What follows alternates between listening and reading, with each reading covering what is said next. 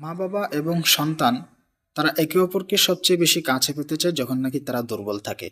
এজন্য দেখা যায় সন্তান দুর্বলতার সময়, বৃদ্ধ হলে অথবা ছোট থাকতে অসুস্থ হলে তখন সর্বপ্রথম যাকে ডাকে তিনি হচ্ছেন মা এবং বাবা। তদ্রূপ মা-বাবাও চান সন্তান যেন তাদের দুর্বলতার সময় তাদের কাছে থাকুক। এইজন্য মা-বাবা দুর্বল হয়ে গেলে, বৃদ্ধ হয়ে গেলে তখন ডাকে সন্তানকে। তখন তারা সন্তানের সান্নিধ্য চায়। এই হিসেবে দেখতে গেলে মা-বাবা এবং সন্তানের মাঝখানে যে সম্পর্ক, এটা দুর্বলতার কারণে সৃষ্টি হওয়া একটা সম্পর্ক। কোরআনের মধ্যে আল্লাহ তাআলা সন্তানকে মা-বাবার জন্য একটা দোয়া করতে শিখিয়ে দিয়েছেন। সেই দোয়ার দিকে খেয়াল করলে এই বিষয়টা একটু পরিষ্কার হয়। দোয়াটা আগে পড়ি, রব্বির হামহুমা কামা রব্বায়ানি সগীরা।